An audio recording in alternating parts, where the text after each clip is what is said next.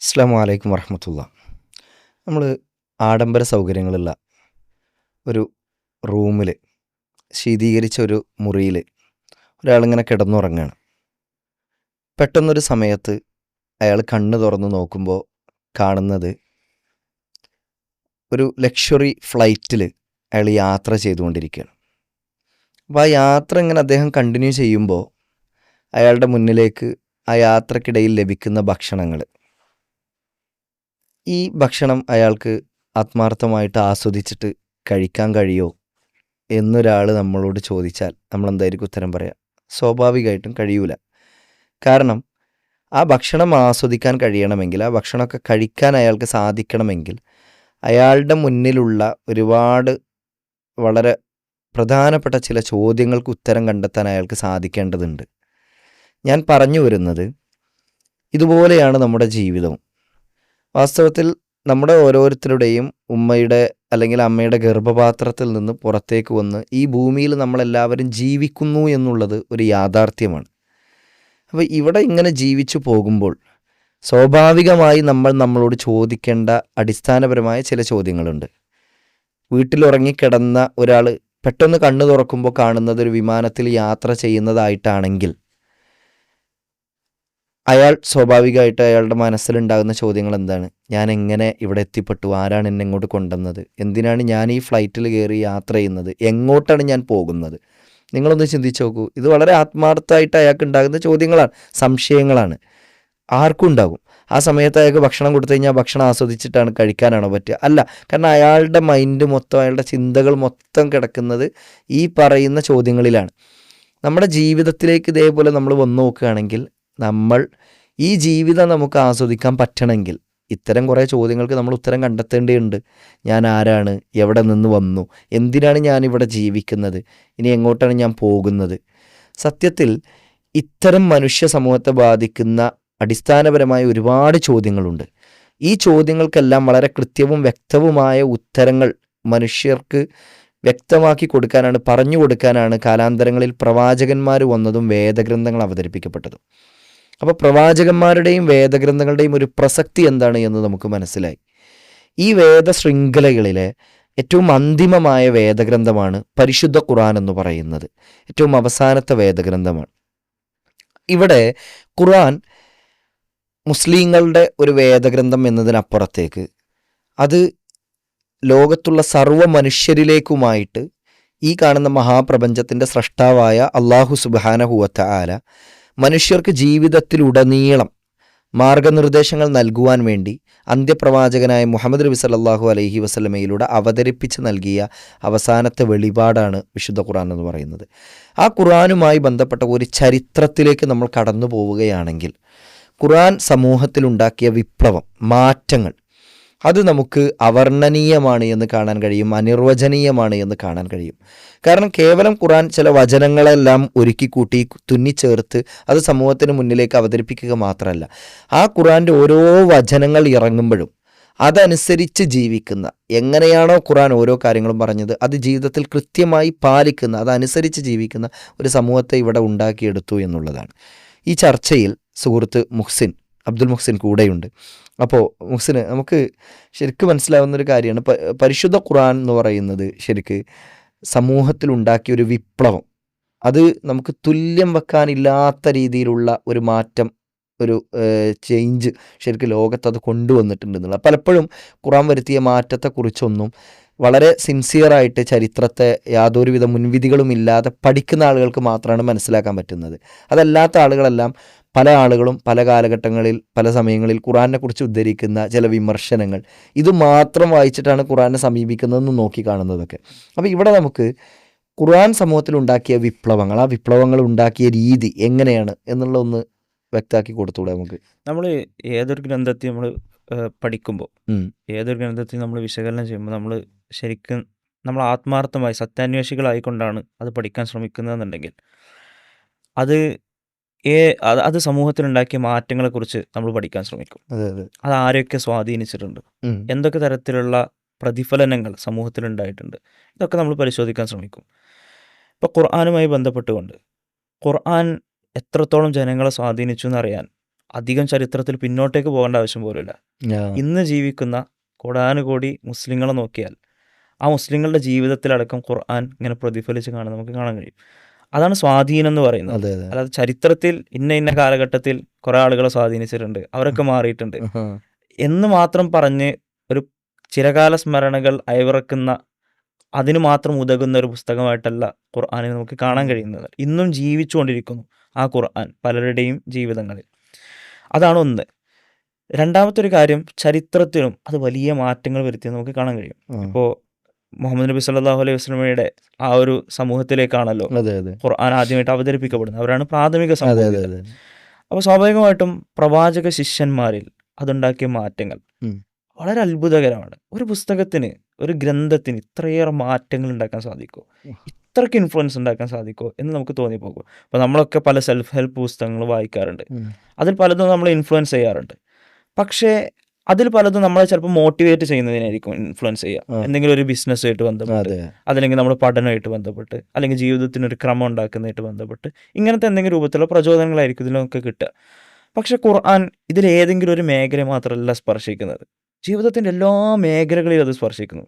നമ്മുടെ വൃത്തിയുമായി ബന്ധപ്പെട്ട്, നമ്മുടെ സാമൂഹിക ബന്ധങ്ങളുമായിട്ട് ബന്ധപ്പെട്ട്, നമ്മുടെ സാമ്പത്തിക നിലപാടുകളുമായിട്ട് ബന്ധപ്പെട്ട്, ഇങ്ങനെ എല്ലാ വിഷയങ്ങളിലും നമ്മുടെ ജീവിതത്തിൽ ഏറ്റവും സൂക്ഷ്മമെന്ന്, ചിലർക്കൊക്കെ നിസ്സാരമെന്ന് വരെ തോന്നുന്ന വിഷയങ്ങളിൽ പോലും വിശുദ്ധ ഖുർആൻ ഇൻഫ്ലുവൻസ് ചെയ്യുന്നുണ്ട്. അപ്പം അതിൻ്റെ ഉദാഹരണങ്ങളിൽ സ്വാഭാവികമായിട്ടും മുഹമ്മദ് നബി സല്ലല്ലാഹു അലൈഹി വസല്ലമയുടെ അനുചരന്മാരിൽ നിന്ന് തന്നെ, സഹാബികൾ എന്ന് പറയുന്ന അനുചരന്മാരിൽ തന്നെ അതിൻ്റെ വ്യത്യാസങ്ങൾ നമുക്ക് കാണാൻ കഴിയും, അതുണ്ടാക്കിയ മാറ്റങ്ങൾ. ഇപ്പോൾ മുഹമ്മദ് നബി സല്ലല്ലാഹു അലൈഹി വസല്ലമയുടെ അനുചരന്മാരിൽ ഏറ്റവും ആദ്യം മക്കയിലുള്ള പീഡനങ്ങളൊക്കെ സഹിക്കാൻ വയ്യാതെ അവർ എത്യോപ്യയിലേക്കാണ് ഹിജ്റ പോകുന്നത്, അവർ പലായനം ചെയ്യുന്നത്. അതായത് മദീനയിലേക്ക് ഹിജ്റ പോകുന്നതിന് മുമ്പുണ്ടായ ആദ്യത്തെ ഹിജ്റ, ആദ്യത്തെ പലായനം അതായിരുന്നു. അതായത് അഭയം തേടിക്കൊണ്ടാണ് അവർ പോകുന്നത്. കാരണം മക്കയിൽ ഇസ്ലാം അനുസരിച്ച് ജീവിക്കാൻ പലപ്പോഴും ശത്രുക്കൾ അനുവദിക്കുന്നില്ല. ആദർശ വൈരികൾ ഇവരെ പീഡിപ്പിക്കുകയാണ്, മർദ്ദിക്കുകയാണ്, ചിലരെ കൊലപ്പെടുത്തുന്നത് വരെ ഉണ്ട്. അപ്പോൾ ഈ ഒരു ഭീതി നിറഞ്ഞൊരു അന്തരീക്ഷത്തിൽ നിന്ന് മതസ്വാതന്ത്ര്യം അനുസരിച്ച് ജീവിക്കാൻ കഴിയുന്ന ഒരു സാമൂഹിക പശ്ചാത്തലം ലഭിക്കാൻ വേണ്ടിയിട്ടാണ് അവർ എത്യോപ്യയിലേക്ക് പോകുന്നത്. അപ്പോൾ ആ സമയത്ത് എത്യോപ്യയിലുണ്ടായിരുന്ന നജ്ജാഷി എന്ന് പറയുന്ന ഭരണാധികാരി, ഹദീസുകളിലൊക്കെ അങ്ങനെയാണ് കാണുന്നത്, അദ്ദേഹം ഒരു ക്രൈസ്തവനായിരുന്നു. പക്ഷേ മറ്റുള്ളവരുടെ മതസ്വാതന്ത്ര്യത്തെ അതിന് ഹനിക്കാത്ത ഒരാളായിരുന്നു, അതിനെ പ്രോത്സാഹിപ്പിക്കുന്ന, അതിനവർക്ക് അവസരം കൊടുക്കുന്ന ഒരാളായിരുന്നു. അപ്പോൾ സ്വാഭാവികമായിട്ടും അവിടെ ഇസ്ലാം അനുസരിച്ച് ജീവിക്കാൻ അവർക്ക് കഴിയും. അങ്ങനെ കുറച്ചു കാലം അവരവിടെ ജീവിച്ചു. ചില പ്രവാചക അനുചരന്മാർ മാത്രമാണ് അങ്ങോട്ട് പോയത്, അവരുടെ കുടുംബസഹിതം പോയി. അപ്പോൾ സ്വാഭാവികമായിട്ടും മക്കയിലെ അവരുടെ ആദർശ വൈരികളെ സംബന്ധിച്ചിടത്തോളം അവർക്കിത് ഭയങ്കര അസ്വസ്ഥത ഉണ്ടാക്കി. കാരണം മക്കയിലാകുമ്പോൾ ഇവരെ പീഡിപ്പിക്കാം, അതിലൊരു ക്രൂരമായ ആനന്ദം ഇവർക്ക് കണ്ടെത്താം.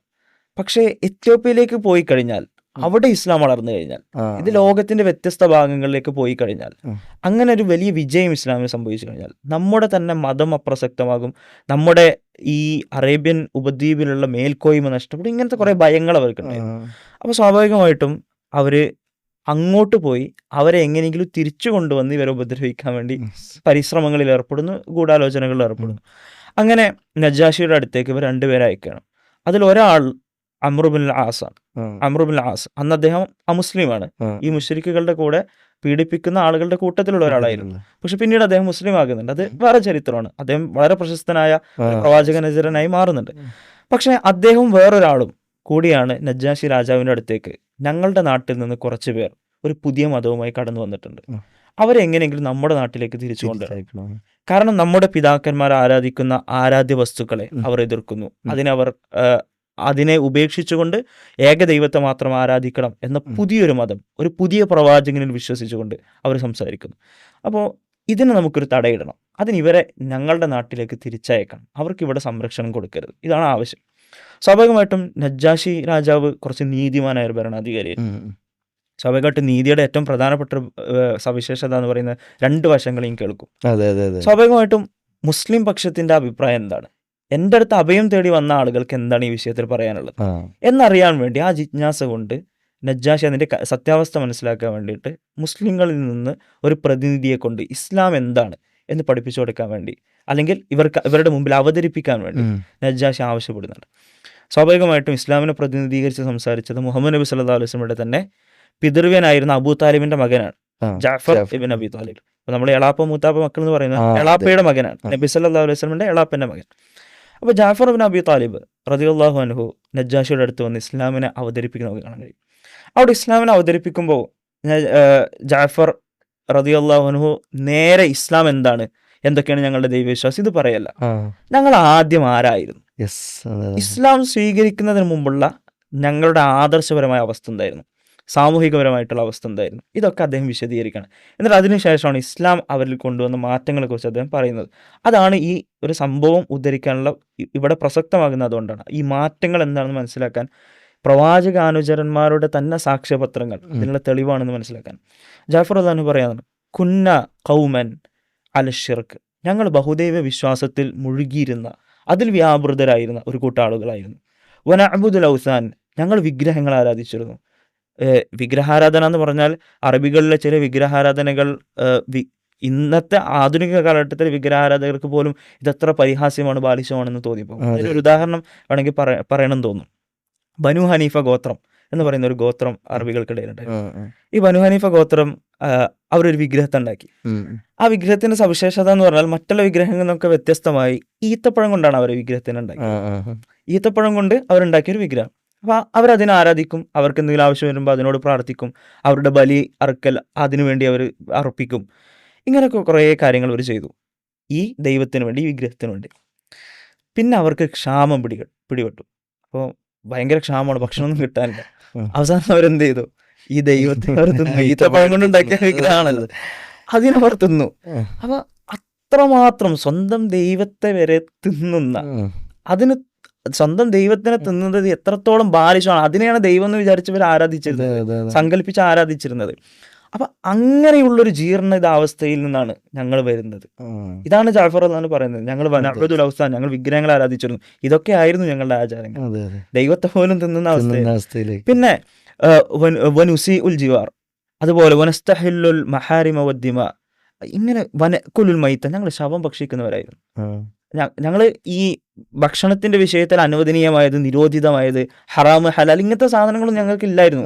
ഇസ്ലാം സ്വീകരിക്കുന്നതിന് മുമ്പുള്ള ഞങ്ങളുടെ അവസ്ഥ അതാണ്. ഞങ്ങൾക്ക് കിട്ടിയതൊക്കെ തിന്നും, വിശന്നാൽ ഞങ്ങൾക്ക് എന്താണോ കിട്ടുന്നത് അത് തിന്നും. അത് ശവമാണെങ്കിലും അത് മുമ്പേ ചത്തുപോയതാണെങ്കിലും ഞങ്ങളത് തിന്നും. അപ്പം അങ്ങനെയുള്ളൊരു കൂട്ടരായിരുന്നു ഞങ്ങൾ.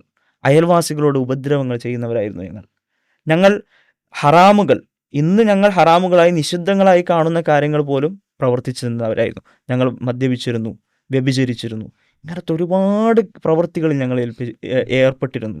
വനസ്തഹില്ലുൽ മഹാരിമ വദ്ദിമ, ഞങ്ങൾ അന്യോന്യം രക്തം ചിന്തിയിരുന്നു. ഞങ്ങൾക്കതിലൊരു പ്രശ്നവും തോന്നിയിട്ടില്ല. ഞങ്ങൾ അതിലൊരു ഹരമായിരുന്നു കണ്ടിരുന്നത്. വർഷങ്ങളോളം യുദ്ധങ്ങൾ ചെയ്തിരുന്നു ഞങ്ങൾ പരസ്പരം. ഞങ്ങൾ ഒരേ ഗോത്രത്തിൽപ്പെട്ടവരാണെങ്കിലും അല്ലെങ്കിൽ മറ്റുള്ള ഗോത്രത്തിലാണെങ്കിലും നമ്മളെല്ലാം അറബികളാണെങ്കിൽ പോലും പരസ്പരം യുദ്ധത്തിനും കലഹത്തിനും തന്നെ ആയിരുന്നു. അങ്ങനെ ഇരിക്കെ ഫബഅസല്ലാഹു ഇലൈന നബിയ്യൻ മിൻ അൻഫുസിന, ഞങ്ങളിൽ നിന്ന് ഒരു പ്രവാചകനെ, ഒരു ദൂതനെ അള്ളാഹു, ഈ പ്രപഞ്ചത്തിന്റെ സൃഷ്ടാവ്, നിയോഗിക്കുകയാണ്. വനഅരിഫു വഫാഅഹു വസിദ്ഖഹു വഅമാനതഹു, ഞങ്ങൾക്ക് അദ്ദേഹത്തിന്റെ ഔദാര്യത്തെക്കുറിച്ചും അദ്ദേഹത്തിന്റെ വിശ്വസ്തതയെക്കുറിച്ചും അദ്ദേഹത്തിന്റെ സത്യസന്ധതയെക്കുറിച്ചും ഞങ്ങൾക്കറിയാം. അങ്ങനത്തെ ഒരു പ്രവാചകനെ, ഏതോ അഡ്രസ്സ് ഇല്ലാത്തൊരു വ്യക്തിയല്ല അള്ളാഹു നിയോഗിച്ചത് ദൂതനായിട്ട്. അങ്ങനെ ഒരു പ്രവാചകൻ അള്ളാഹു നിയോഗിച്ചു. അങ്ങനെ അദ്ദേഹം ഞങ്ങൾക്ക് ഒരുപാട് കാര്യങ്ങൾ പഠിപ്പിക്കുകയാണ്. ഫദഅന ഇല അൻ നഅ്ബുദല്ലാഹ വഹ്ദഹു, ലോകത്തെ സൃഷ്ടിച്ച ഏക സൃഷ്ടാവിനെ മാത്രം ആരാധിക്കണം എന്ന് അദ്ദേഹം ഞങ്ങൾ ഉത്ബോധിപ്പിച്ചു. അതേപോലെ വനുഹ്സിനുൽ ജിവാർ, അയൽവാസികളോട് നല്ല നിലയിൽ വർത്തിക്കണം, അതുവരെ ഉപദ്രവിച്ചിരുന്ന ഞങ്ങളോട് നല്ല നിലയിൽ വർത്തിക്കണമെന്ന് പഠിപ്പിച്ചു. വനസിൽ റഹീം, അതേപോലെ കുടുംബ ബന്ധങ്ങൾ കൂട്ടിയിണക്കണമെന്ന് പഠിപ്പിച്ചു. ഇങ്ങനെ ഒരുപാട് നല്ല മൂല്യങ്ങൾ ഞങ്ങളെ പഠിപ്പിച്ചു. അതേപോലെ ആത്മനിയന്ത്രണത്തിന് വേണ്ടി നമ്മളോട് നമസ്കരിക്കാൻ, അതേപോലെ വ്രതമനുഷ്ഠിക്കാൻ, ഇതൊക്കെ നമുക്ക് പഠിപ്പിച്ചു. ഇതാണ് ഞങ്ങൾക്കുണ്ടായ മാറ്റം. ശവന്തീനികളായിരുന്ന, വിഗ്രഹങ്ങളെ പോലും ബാലിശമായ രൂപങ്ങളിൽ ആരാധിച്ചിരുന്ന, മറ്റുള്ളവരെ പരസ്പരം കൊന്നിരുന്ന, അതിലാനന്ദം കണ്ടെത്തിയിരുന്ന, പല തിന്മകളിലും ഏർപ്പെട്ടിരുന്ന, അതിലൊരു ലജ്ജയും തോന്നാതിരുന്ന ഒരു ജീർണിതാവസ്ഥയിൽ നിന്നാണ് ഞങ്ങൾ മാറിയത്. അതിനെ മാറ്റിയത് ഈ ഇസ്ലാമാണ് എന്ന് പറഞ്ഞുകൊണ്ട് ഉള്ള സംഭവം. അപ്പോൾ ജാഫർ അള്ളാഹു പിന്നെ അതിനുശേഷം ആ പ്രസംഗം ഇങ്ങനെ നീണ്ടു പോകുന്നുണ്ട്, എന്തൊക്കെയാണ് ക്രൈസ്തവ മതവും ഇസ്ലാമും തമ്മിലുള്ള വ്യത്യാസം, ഇതൊക്കെ ഇങ്ങനെ സൂചിപ്പിക്കുന്നുണ്ട്. പക്ഷേ നമ്മുടെ വിഷയവുമായി ബന്ധപ്പെട്ട വളരെ പ്രസക്തമായ ഭാഗം സൂചിപ്പിച്ചു കഴിഞ്ഞു. അപ്പോൾ ഇങ്ങനെയുള്ള മാറ്റങ്ങൾ ഇസ്ലാമിന് ഉണ്ടാക്കാൻ കഴിഞ്ഞു. ഏതെങ്കിലും ഒരു ദർശനത്തിന് ഇങ്ങനെ ജീവിതത്തിൻ്റെ വ്യത്യസ്ത ഭാഗങ്ങളെ അടിമുടി മാറ്റാൻ ഇന്നും ആധുനിക ലോകത്തും ഒരു പല ദർശനങ്ങളിൽ വിശ്വസിക്കുന്ന ആളുകളുണ്ടല്ലോ. ഇങ്ങനെ മാറ്റാൻ അവർക്ക് സാധിച്ചിട്ടുണ്ടോ എന്നുള്ളത് നമ്മൾ വളരെ ഗൗരവത്തിൽ ചിന്തിക്കേണ്ടുന്ന ഒരു വിഷയമാണ്. ആത്മാർത്ഥമായിട്ട് വിലയിരുത്തേണ്ട ഒരു കാര്യമാണ്. മാത്രമല്ല ശരിക്ക് മുഹ്സിൻ ഈ സംഭവം പറയുമ്പോൾ എനിക്ക് മനസ്സിലായത് വാസ്തവത്തിൽ ജാഫർ റളിയല്ലാഹു അൻഹു നജാഷി രാജാവിൻ്റെ മുമ്പിൽ ഈ കാര്യം പറഞ്ഞു കൊടുക്കുമ്പോൾ അവരനുഭവിച്ചൊരു അനുഭൂതി. അതെ. കാരണം അവർ ഇത് അത്രയും അവരുടെ ഹൃദയത്തിൻ്റെ ഉള്ളിൽ നിന്നാണ് വരുന്നത്. ആ ഒരു ഭരണാധികാരിയുടെ മുമ്പിൽ പോയിട്ട് അവർക്ക് കിട്ടിയ അവസരത്തെ ഉപയോഗപ്പെടുത്തിയിട്ട് അവരുടെ അവസ്ഥ പറഞ്ഞു കൊടുക്കുകയാണ്. എന്നിട്ട് അവർക്ക് പറയാനുള്ളത് മുഹമ്മദ് നബി ഞങ്ങൾക്ക് ഭൗതികമായിട്ട് എന്തെങ്കിലും സൗകര്യം ഒരുക്കി തന്നുവെന്നോ അല്ലെങ്കിൽ ഭൗതികമായ വിഭവങ്ങൾ എന്തെങ്കിലും ഞങ്ങൾക്ക് കൂടുതൽ തന്നുവെന്നോ ഒന്നുമല്ല. അവർ പറയണത് ഞങ്ങൾ ഇത്തരം അവസ്ഥയിലായിരുന്നു. അതായത് ഈ ഒരു വിഗ്രഹാരാധനയിൽ നിന്ന്, ബഹുദൈവാരാധനയിൽ നിന്ന്, അല്ലെങ്കിൽ അവർ അയൽവാസികളോട് കാണിച്ച മോശമായ പെരുമാറ്റങ്ങൾ, കാര്യങ്ങൾ, അല്ലെങ്കിൽ അവരെ ബാധിച്ച ഒരുപാട് ജീർണമായ കാര്യങ്ങൾ, ഇതിൽ നിന്നൊക്കെ അവർ മുക്തമായി വന്നപ്പോൾ അവരനുഭവിച്ച ഒരു മാധുര്യമുണ്ട് ജീവിതത്തിൽ. അതവർ പറയുന്നത് ആത്മാർത്ഥമായിട്ടാണെന്ന് നമുക്ക് ആ സംസാരത്തിൽ നിന്ന് തന്നെ കാണാൻ പറ്റും. ഇപ്പം എനിക്കിതുമായി ബന്ധപ്പെട്ട് ഓർമ്മ വന്നൊരു കാര്യം, നമ്മൾ അവരങ്ങനെ പറഞ്ഞില്ലെങ്കിൽ അത്ഭുതമുള്ളൂ. കാരണം സ്വാഭാവികമായിട്ട് അന്ന് ഈ സ്ലേവറി സിസ്റ്റം എന്ന് പറയുന്ന ഈ അടിമ സമ്പ്രദായമൊക്കെ അതിരൂക്ഷമായി നിന്നിരുന്നൊരു സമയം കൂടിയാണത്. അപ്പോൾ ഇസ്ലാം അവിടെ അത് ഇല്ലാതാക്കുകയാണ് ചെയ്യുന്നത്. ഇപ്പോൾ അവർക്കിടയിലേക്ക് ഇസ്ലാം കടന്നു വന്നിട്ട് പ്രവാചകൻ സല്ലല്ലാഹു അലൈഹി വസല്ലം അവർക്കിടയിലേക്ക് കടന്നു വരുമ്പോൾ അവിടെ കാണുന്ന കാഴ്ച എന്താണെന്ന് ചോദിച്ചാൽ ഉടമകൾ എന്ന് പറയുന്നത് രണ്ടായിട്ട് നിൽക്കുകയാണ്. ഈ ഉടമകളെ അവരെങ്ങനെ അവരുടെ കീഴിൽ നിലനിർത്തിയിട്ട് അവരെ കൊണ്ട് ജോലി എടുപ്പിച്ചിട്ടും അവരെ മർദ്ദിച്ചിട്ടും ഒരു മനുഷ്യത്വം എന്ന് പറയുന്നൊരു കാര്യം തൊട്ട് തീണ്ടിയിട്ടില്ലാത്ത രൂപത്തിൽ അവരെ മാറ്റി നിർത്തിയിട്ട് പോകുമ്പോൾ ഇസ്ലാം അവിടെ പഠിപ്പിക്കുകയാണ്, കറുത്തവനെന്നോ വെളുത്തവനെന്നോ അടിമ എന്നോ ഉടമ എന്നോ അറബി എന്നോ അനറബി എന്നോ ഒരാൾക്കിടയിലും ഒരു വ്യത്യാസവുമില്ല. ലാ ഫضل ലി അറബിയിൻ വലാ അജ്മീൻ എന്ന് പറഞ്ഞിട്ട് അലാജമീൻ എന്ന് പറഞ്ഞിട്ട് നബി സല്ലല്ലാഹു അലൈഹി വസല്ലം പഠിപ്പിക്കുന്ന ഒരു കാര്യമുണ്ട്. അറബിക്ക് അനറബിയേക്കാളോ കറുത്തവന് വെളുത്തവനേക്കാളോ യാതൊരുവിധ പ്രത്യേകതയുമില്ല തക്വയുടെ കാര്യത്തിലല്ലാതെ എന്ന്. അതായത് ഒരു അള്ളാഹുവിനെ കുറിച്ചുള്ള ഒരു കോൺഷ്യസ്നെസ് ഉണ്ട്, ഒരു അവബോധമുണ്ട്, കൃത്യമായ കാഴ്ചപ്പാട്, അതവർക്ക് പഠിപ്പിച്ചു കൊടുക്കണം. അത് ആത്മാർത്ഥമായിട്ട് ഉള്ളിൽ ഉൾക്കൊണ്ട ഒരാൾക്ക് അള്ളാഹുവിൻ്റെ അടുക്കൽ ഉന്നതമായ സ്ഥാനമുണ്ട്, സ്രഷ്ടാവിൻ്റെ അടുക്കൽ ഉന്നതമായ സ്ഥാനമുണ്ട് എന്നുള്ളതാണ് ഇസ്ലാമിക ചരിത്രത്തിൽ നിന്ന് നമുക്ക് കാണാവുന്ന വളരെ സുന്ദരമായൊരു അധ്യായമായിട്ട്, സംഭവമായിട്ട് എനിക്ക് തോന്നിയത്. നമുക്ക് കാണുന്നൊരു കാഴ്ചയാണ്. ഇപ്പോൾ അബ്രഹാം പ്രവാചകൻ, ബൈബിൾ പേരെടുത്ത് പറഞ്ഞിട്ടുള്ള ഒരു പ്രവാചകനാണ് ഇബ്രാഹിം നബി അലൈഹിസ്സലാം. ഇബ്രാഹിം നബി അലൈഹിസ്സലാമയും കുടുംബവും അവർ ഇറാഖിൽ ജീവിച്ചുകൊണ്ടിരിക്കുന്ന സമയത്ത് ഇബ്രാഹിം നബിയുടെ ഭാര്യ സാറയും അവർ രണ്ടുപേരും കൂടി ഫിലസ്തീനിലേക്ക് വരികയാണ്, പലായനം ചെയ്ത് പോവുകയാണ്, ഹിജറ ചെയ്ത് പോവുകയാണ്. അത് അവർ പോകുന്നത് ഈജിപ്ത് വഴിയാണ്. അപ്പോൾ ഈജിപ്തിൽ നിന്ന് സാറാ ബീവിക്ക് അനുഭവിക്കേണ്ടി വരുന്ന ചില ദുരനുഭവങ്ങളും കാര്യങ്ങളും ഉണ്ട് അവിടുത്തെ ഒരു ഭരണാധികാരിയുടെ കയ്യിൽ നിന്ന്. അങ്ങനെ അവിടെ വെച്ചിട്ടാണ്, അത് കുറച്ച് നീണ്ടൊരു ചരിത്രമാണ്, പ്രവാചകൻ സല്ലല്ലാഹു അലൈഹി വസല്ലം സ്വഹാബാക്കൾക്ക് അനുചരന്മാർക്ക് പറഞ്ഞു കൊടുത്തൊരു സംഭവമാണ്. അങ്ങനെ അവിടെ വെച്ചിട്ടാണ് ഇബ്രാഹിം നബിയുടെ ജീവിതത്തിലേക്ക് ഹാജർ ബീവി കടന്നു വരുന്നത്, ബൈബിൾ ഹാഗർ എന്ന് വിളിക്കുന്ന ഹാജർ ബീവി കടന്നു വരുന്നത്. അപ്പോൾ ഈ ഹാജർ പിന്നെ ജീവിതത്തിലേക്ക്, ഇബ്രാഹിം നബിയുടെ ജീവിതത്തിലേക്ക് കടന്നു വരികയാണ്. അങ്ങനെ ആ ഹാജർ ബീവിയിലാണ് ആദ്യത്തെ കുഞ്ഞുണ്ടാകുന്നതൊക്കെ, ഇസ്മായിൽ അലൈഹി ഇസ്ലാം ഉണ്ടാകുന്നത്. അങ്ങനെ നമുക്ക് ചരിത്രത്തിൽ കാണാവുന്ന വളരെ രസകരമായൊരു സംഭവം, ഈ ഹാജർ ബീവി സത്യത്തിൽ ആരായിരുന്നു? ഒരു അടിമ സ്ത്രീയായിരുന്നു, ഒരു കറുത്തവളായിരുന്നു.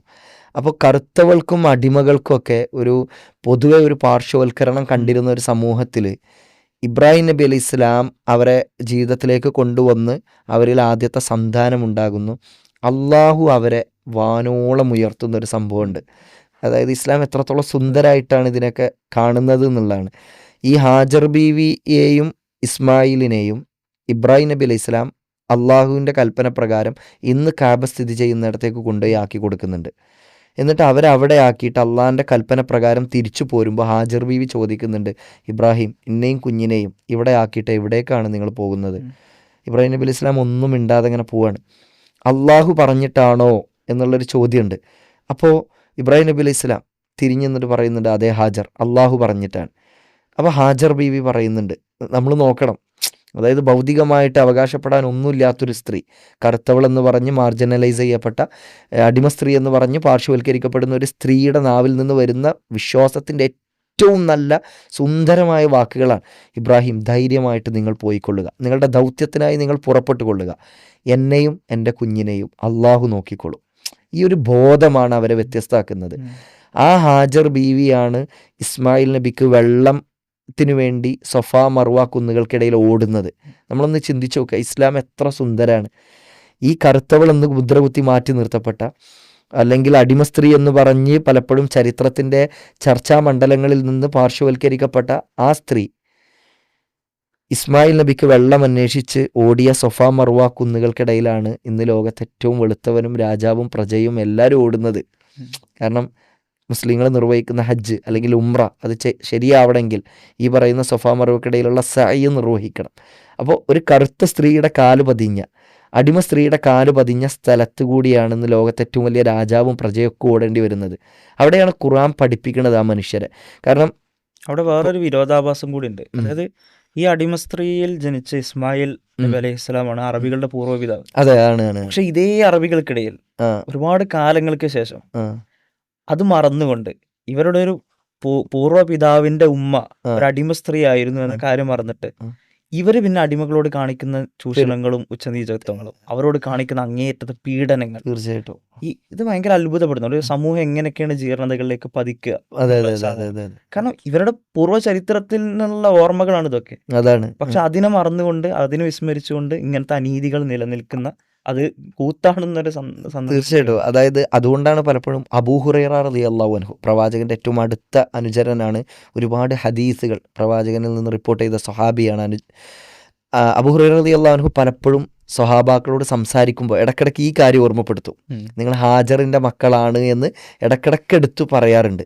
അത് അവരത് ഓർക്കാൻ വേണ്ടിയിട്ടും ഈ ഉച്ചനീചത്വം, ഈ ഒരു ഡിസ്ക്രിമിനേഷൻ, ഈ ഒരു വിവേചനം അവർക്കിടയിലേക്ക് തേട്ടി വരാതിരിക്കാൻ വേണ്ടിയിട്ടും കൂടിയാണ് ഇത് ഇടക്ക് പറയുന്നത്. നിങ്ങൾ ഹാജറിൻ്റെ മക്കളാണെന്ന് പറഞ്ഞാൽ നിങ്ങൾ അടിമ സ്ത്രീയായിരുന്ന കറുത്തവൾ എന്ന് പറഞ്ഞ് മാറ്റി നിർത്തപ്പെട്ടിരുന്ന ആ സ്ത്രീയുടെ മക്കൾ തന്നെയാണ് നിങ്ങൾ. അതായത് അവരുടെ പൂർവ്വപിതാക്കള ഇതാണല്ലോ, ഇസ്മായിലിന്റെ മക്കളായിട്ടാണ് ഈ അറബികൾ വന്നത്. അതോടൊപ്പം ആടേണ്ട ഒരു സാധനം, ഈ ഇപ്പോൾ അടിമകളും ഉടമകളും തമ്മിൽ തീർച്ചയായും വ്യത്യാസങ്ങളുണ്ട്. അടിമയും ഉടമയും ഒരേപോലെയല്ല. പക്ഷേ അവിടെ പോലും അടിമയോട് നിലനിന്നിരുന്ന ക്രൂരതകളുണ്ട്. അവരെ മനുഷ്യരെ ആയിട്ട് പരിഗണിക്കാത്ത ഒരു സാഹചര്യമായിരുന്നു ഉണ്ടായിരുന്നത്. അതിൽ നിന്ന് വിഭിന്നമായ രീതിയിലാണ് ഇസ്ലാം പഠിപ്പിക്കുന്നത്. അടിമകൾക്കെതിരെ അവർ അംഗഭംഗം വരുത്തിയാൽ ആ യജമാനന്മാർക്ക് അതിന്റെ ശിക്ഷ കൊടുക്കുന്നത്, ഇങ്ങനത്തെ കുറേ വിഷയങ്ങൾ. അതേപോലെ അടിമകൾക്ക് ഭാരമേറിയ ജോലികൾ കൊടുക്കുമ്പോൾ അത് അവിടെ യജമാനൻ സഹായിക്കണം എന്ന് പഠിപ്പിച്ച പ്രവാചക കൽപ്പന നമുക്ക് കാണാൻ കഴിയും. ഇങ്ങനെ ഓരോ വിഷയങ്ങളിലും അടിമകളുടെ മനുഷ്യരായി കണ്ടുകൊണ്ട്, അവരടിമകളാണെങ്കിൽ പോലും അവരോട് മനുഷ്യത്വം കാണിച്ചുകൊണ്ടായിരിക്കണം അവരുടെ സമീപനം എന്നാണ് ഇസ്ലാം പറയുന്നത്. തീർച്ചയായിട്ടും. ചിലപ്പോ നമുക്ക് ഇസ്ലാമിന്റെ അടിമത്ത സമ്പ്രദായം, ഇപ്പൊ അടിമത്ത സമ്പ്രദായം ഉണ്ടാക്കിയത് ഇസ്ലാമല്ല, അത് മുമ്പേ നിലനിന്നിരുന്നൊരു സമ്പ്രദായമാണ്. പക്ഷെ അങ്ങനെ ഒരു സമ്പ്രദായം നിലനിൽക്കുന്ന ഒരു സമൂഹത്തിൽ എങ്ങനെയാണ് അവരെ സമീപിക്കേണ്ടത് എന്നതുമായി ബന്ധപ്പെട്ട് ഒരുപാട് നല്ല ധാർമ്മിക മൂല്യങ്ങൾ, അവരെ മനുഷ്യരായി കാണണം, അങ്ങനെയുള്ള ഒരുപാട് കാര്യങ്ങൾ, അവരെ ഒരിക്കലും ഉപദ്രവിക്കരുത്, അവരുടെ അവകാശങ്ങൾ ലംഘിക്കരുത്, ഇങ്ങനത്തെ ഒരുപാട് കാര്യങ്ങൾ ഇസ്ലാം പഠിപ്പിക്കുന്നുണ്ട്. അത് കാണുമ്പോൾ നമുക്ക് ചിലപ്പോൾ തോന്നും ഇസ്ലാം പറയുന്ന ഒരു അടിമത്വമാണോ എന്ന് വരെ തോന്നി പോകുന്ന അടിമ സമ്പ്രദായത്തിന് ലോകം കണ്ടിരുന്ന ഒരു രീതിയുണ്ട്. അതിൽ നിന്ന് തീർച്ചയായിട്ടും വ്യത്യസ്തമായിട്ടാണ് ഇസ്ലാം വളരെ വിപ്ലവകരമായ, അതിൽ പോലും അടിമത്വ സമ്പ്രദായത്തിനുള്ളിൽ പോലും വളരെ വിപ്ലവകരമായ മാറ്റം കാണാൻ കഴിയും. അപ്പോൾ അവിടെ വിശുദ്ധ ഖുർആൻ അവരുടെ മുമ്പിൽ നിന്നിട്ട് പറയുന്നൊരു വചനാണ്. അപ്പോൾ ഖുർആൻ അവർക്കിടയിൽ തീർത്ത വിപ്ലവമാണ്. യാ യുഹന്നാസ്, മനുഷ്യരെ എന്ന് വിളിച്ചിട്ടാണ്. ഖുർആനിൽ പൊതുവെ 3 രീതിയിലുള്ള അഭിസംബോധന രീതിയാണ് നമ്മൾ കാണുക. ഒന്ന് യാ യുഹന്നാസ്, അല്ലയോ മനുഷ്യരെ എന്നുള്ള. മറ്റൊന്ന് യാ യുവല്ലദീന ആമനു, വിശ്വാസികളെ എന്നുള്ള വിളി. മറ്റൊന്ന് യാ യുവല്ലദീന കഫറു, അവിശ്വസിച്ചവരെ എന്നുള്ള വിളി. ഇവിടെ ഖുർആൻ വിളിക്കുന്നത് ഒരുപാട് ഭാഗത്ത് വിളിക്കുന്നുണ്ട്. 49-ാമത്തെ അധ്യായം സൂറത്ത് ഹുജറാത്തിൻ്റെ 13-ാമത്തെ വചനാണ്. അവിടെ ഖുർആൻ പറയുന്നത് യാ യുഹന്നാസ്, അല്ലയോ ജനങ്ങളെ, ഇന്നാ ഖലഖനാകും മിൻ ദക്കരിൻ വ ഉൻസ, തീർച്ചയായും നാം നിങ്ങളെ സൃഷ്ടിച്ചിരിക്കുന്നത് ഒരു ആണിൽ നിന്നും ഒരു പെണ്ണിൽ നിന്നുമാണ്.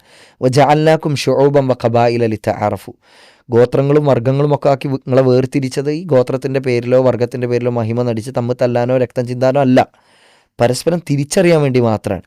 എന്നിട്ട് അള്ളാഹു തആല പറയുന്നൊരു കാര്യമുണ്ട്, പടച്ചവൻ പറയുന്നൊരു കാര്യമുണ്ട്, വളരെ പ്രധാനപ്പെട്ടതാണത്. ഇന്ന അക്രമക്കും ഇൻദല്ലാഹി അത്ഖാകും, തീർച്ചയായും നിങ്ങളുടെ അള്ളാഹുവിൻ്റെ പക്കൽ നിങ്ങളിൽ നിന്ന് ഏറ്റവും ആദരണീയർ ആരാണോ കൃത്യമായ ദൈവഭക്തിയോടുകൂടി ജീവിക്കുന്നത്, അതാണ്. അതായത് ജീവിതത്തിൻ്റെ അൾട്ടിമേറ്റ് പർപ്പസ് എന്താണെന്ന് തിരിച്ചറിയുക, പടച്ചവനെ കുറിച്ച് മനസ്സിലാക്കുക, റബ്ബിനെ തിരിച്ചറിഞ്ഞ് മനസ്സിലാക്കി ആരാണ് സാക്ഷാൽ ദൈവം, അള്ളാഹു ആരാണെന്ന് മനസ്സിലാക്കുക. എന്നിട്ട് ആ അള്ളാഹുവിന് കീഴ്പ്പെട്ട് ജീവിക്കുന്ന ഒരു ജീവിതം, അത് ആ ജീവിതം നയിക്കുന്നത് ഏത് വലിയ ധനികനാണെങ്കിലും പാവപ്പെട്ടവനാണെങ്കിലും തൊലി വെളുത്തവനാണെങ്കിലും തൊലി കറുത്തവനാണെങ്കിലും ഇതൊന്നും അള്ളാഹു സുബ്ഹാനഹു വ തആല നോക്കുന്നേ ഇല്ല എന്നുള്ളതാണ്. പ്രവാചകൻ പറയുന്നുണ്ടല്ലോ, യാ യുഹന്നാസ് കുല്ലുക്കും മിൻ ആദം വ ആദം മിൻ തുറാബ്. മനുഷ്യന്മാർ നിങ്ങൾക്കിടയിൽ എങ്ങനെയാണ് നിങ്ങൾക്ക് ഈ അഹങ്കാരം നടിച്ചും വേർതിരിവ് കാണിച്ചൊക്കെ നടക്കാൻ കഴിയുക? മനുഷ്യന്മാർ നിങ്ങളെല്ലാവരും ആദമിൽ നിന്നാണ്, ആദ്യ പിതാവായ ആദമാകട്ടെ ഈ മണ്ണിൽ നിന്നാണ്. അപ്പോൾ നേരത്തെ മുസ്ലിം പറഞ്ഞൊരു കാര്യം എനിക്ക്, അതായത് ഖുർആൻ അവർക്ക് ഇടയിൽ തീർക്കുന്നൊരു വിപ്ലവത്തിൻ്റെ ഉദാഹരണങ്ങളിൽ, ഇപ്പോൾ നേരത്തെ Jafar bin Abi Talib Najashi രാജാവിൻ്റെ മുമ്പെന്നും പറഞ്ഞൊരു സംഭവം പറഞ്ഞു. ഞങ്ങൾ ഈത്തപ്പഴങ്ങൾ ചേർത്ത് വെച്ചിട്ട് ഒരു വിഗ്രഹം ഉണ്ടാക്കിയിട്ട് വിശന്നപ്പോൾ അതേ ഈത്തപ്പഴം എടുത്ത് കഴിച്ചു എന്നുള്ളത്. ഇപ്പോൾ പ്രവാചകൻ്റെ സീറകളിലും ചരിത്രങ്ങളിലൊക്കെ നമ്മൾ കാണുന്ന മറ്റൊരു സംഭവമാണ്, ഈ മക്കയിലേക്ക് വിഗ്രഹാരാധന കൊണ്ടുവരുന്നത് അമ്രുബിന് ലുഹയ്യാണ്.